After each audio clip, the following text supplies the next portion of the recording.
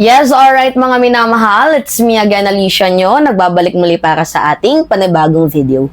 So, meron pong isiniwalat itong si Pebbles Talakera. Alam naman natin na itong si Pebbles Talakera, meron din niyang intel eh.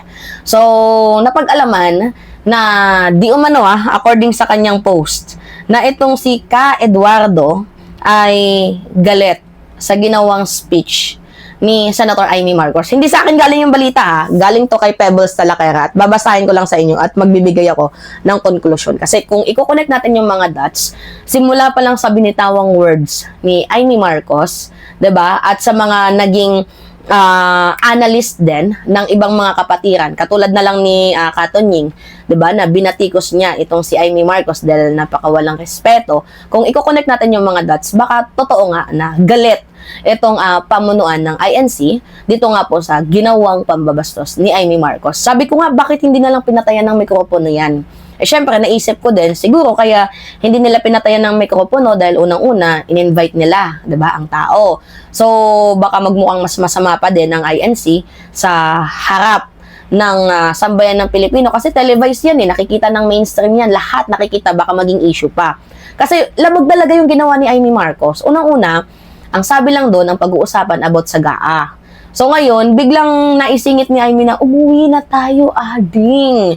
Tapos inaakusahan na simula pagkabata, gumagamit na. Eh alam mo naman palang gumagamit, ba't hindi mo ni-report? Alam mo naman palang gumagamit, bakit pinag-tandem mo pa kay Sara Duterte? 'Di ba? Yung dream tandem. Bakit mo pa ginawa 'yon?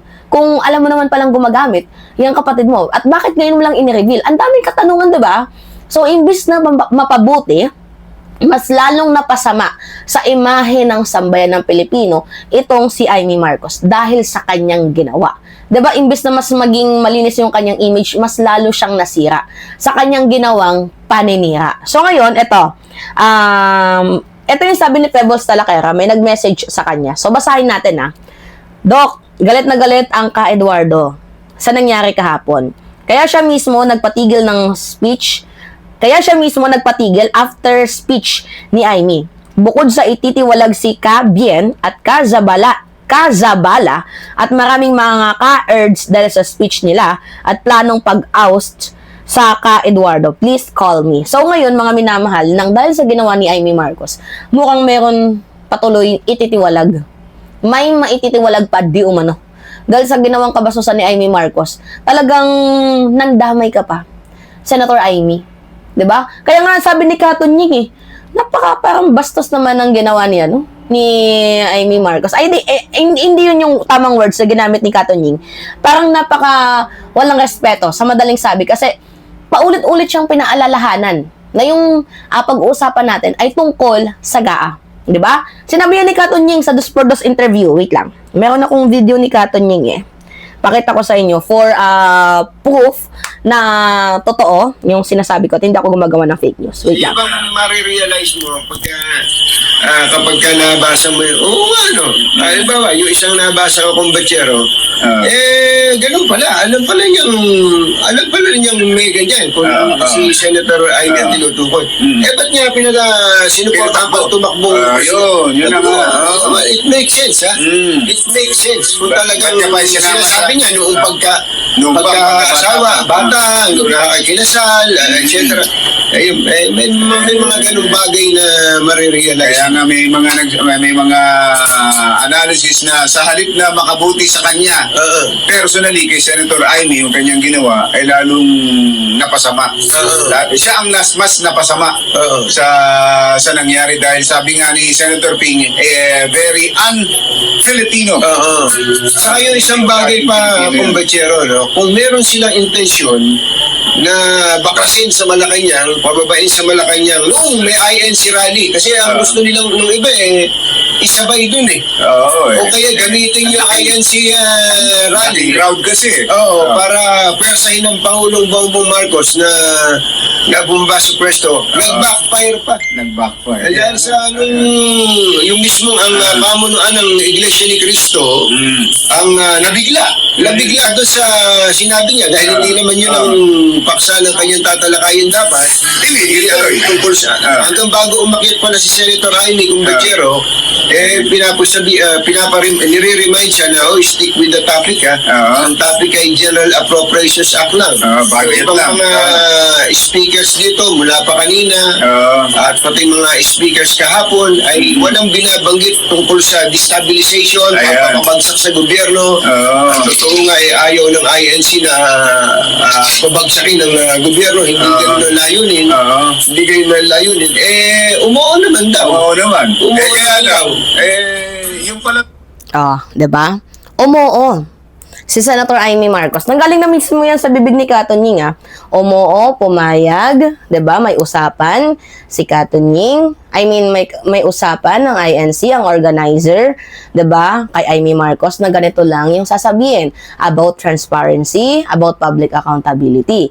Doon lang tayo, stick lang with the GAA topic kasi wala naman pong nagko-call out ng destabilization sa ating administrasyon, 'di ba? Pero nagulat ang Iglesia ni Cristo, ang pamunuan at ang mga kapatiran sa ginawa ni Amy Marcos na destabilize itong kanyang kapatid. 'Di ba? So nakakalungkot man isipin pero naging biktima dito ang INC sa ginawang pambabastos ni Senator Amy Marcos. Hindi niya lang binastos ang relihiyon, binastos niya pa din ang mga kapatiran dahil wala siyang respeto. Kaya nga yung post ni Pebbles Talakera na mukhang merong ititiwalag dahil yan kay Amy Marcos. Ito po, intelligence report, preference, blah blah blah. Classification, confidential, sensitive date, November 19. Ito yung nila, yan yan, diba? Executive summary, receive, multiple inhumant and OSCENT indicators pointing to significant contradiction between the public declared non-political objective of the recent Iglesia ni Cristo INC rally and actual conduct during the event. So, sabi pa dito, Amy Marcos identified contradiction. Although the rally was branded as non-political, the speech delivered by Senator Amy Marcos include rhetorical elements interpreted by analysts as politically charged and strategically aligned messaging, undermining the declared political intent of the rally. So, talagang may nagsabi pa dito, yan mga minamahal. Basahin natin sa inyo circulated videos verified across multiple on-site. Edwil Zabala shaking Senator Amy Marcos' hand while twice immediately after the speech. And ito yung dahilan din kung bakit ititiwalag daw itong si Edwil Zabala. Dahil after ng speech ni Amy Marcos, nakipag-shake hands pa daw. 'Di ba? Dito kay Edwil Zabala. So, ano yung ibig sabihin nun? Tapos, majority of the Sanggunian and senior INC leader applauding loudly and cheering Amy Marcos. So, number 3, visible enthusiasm and affirming body language inconsistent with a supposed neutral issue-based rally. So, these actions are flagged as behaviorally political and directly contradict the INC official stance. So, meaning mga minamahal, itong si Amy Marcos mukhang karmatic din talaga, kinarma. So, I think hindi na ito iimbitahan in the next rally. Kasi sinira niya ng tiwala ng INC. Kasi nga sabi ko sa inyo, dapat pinatayan to ng mikropono. Pero hindi ginawa ng Iglesia ni Cristo. Dahil kahit pa paano, may respeto pa din sila dito kay Amy Marcos. Diba? Pero si Amy, walang respeto ang ibinigay sa kanila. Kaya, I think kung totoo man nagalit itong si Ka Eduardo dito kay Amy Marcos, I think hindi na dapat niyo ito pansinin, hindi niyo na dapat imbitahan kasi mas lalo kayong nadadamay, dumudumi ang pangalan ng Iglesia ni Cristo sa mga politiko na tulad nito na namantala, 'di ba? Sinasamantala, 'di ba? Ang mga ganyang klaseng kalaking pagtitipon. Tapos, naniniwala naman kasi ako mga minamahal na wala naman talagang alam ang INC sa sasabihin ni Amy Marcos. Kasi tingnan ninyo, meron pa siyang papel, meron siyang binabasa, meron siyang script. Ngayon ang tanong, sino kaya yung gumawa ng script ni Amy Marcos? Ano yan? Directed by Daryl Yap? Tanong lang. Tatanong lang tayo. Directed by Daryl Yap ba yan?